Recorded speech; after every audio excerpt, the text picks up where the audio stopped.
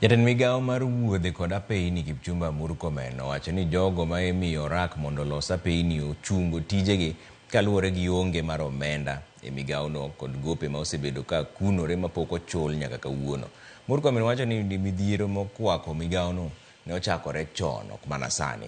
Nowuoyo e kinde mane idayo dhoge e od bura mar Senate kama ne gichopie kaachiel gi jotend migepe miluongo ni Maseno-Kombewa ma bende nodwoko penjo ewi kwan oganda jo-Kenya manie pinje ma Arabu kod kaka girakore gi midhiero ma gisebedo ka gikadhie. Lydia Okeyo nigi ler mar wachni.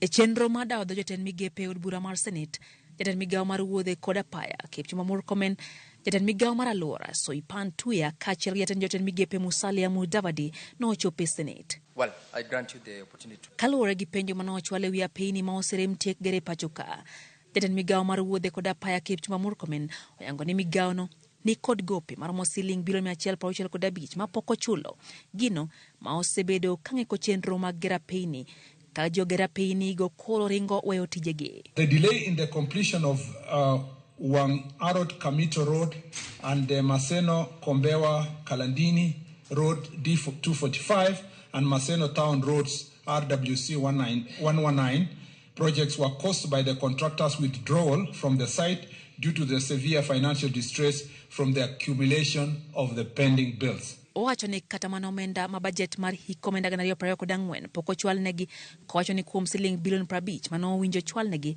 bilion 25 kende mano ochopo ne migawono ka koro onyiso luoro ni chenro mag gedo mag apeyni kidek bedo gi ng'ikruok. We made it clear to the country that we are not going to start new projects until we complete the projects that are in place, because this disease was going to be carried forward continuously year in, year out, and we were living a lie.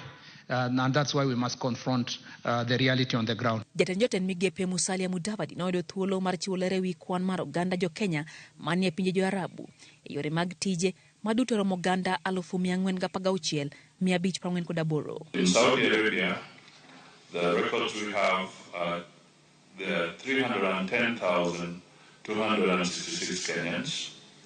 In Qatar, 66,025. United Arab Emirates, 23,000, Bahrain, 8,000, Oman, 5,392, Kuwait, 3,515, Iran, 200, Iraq, 150.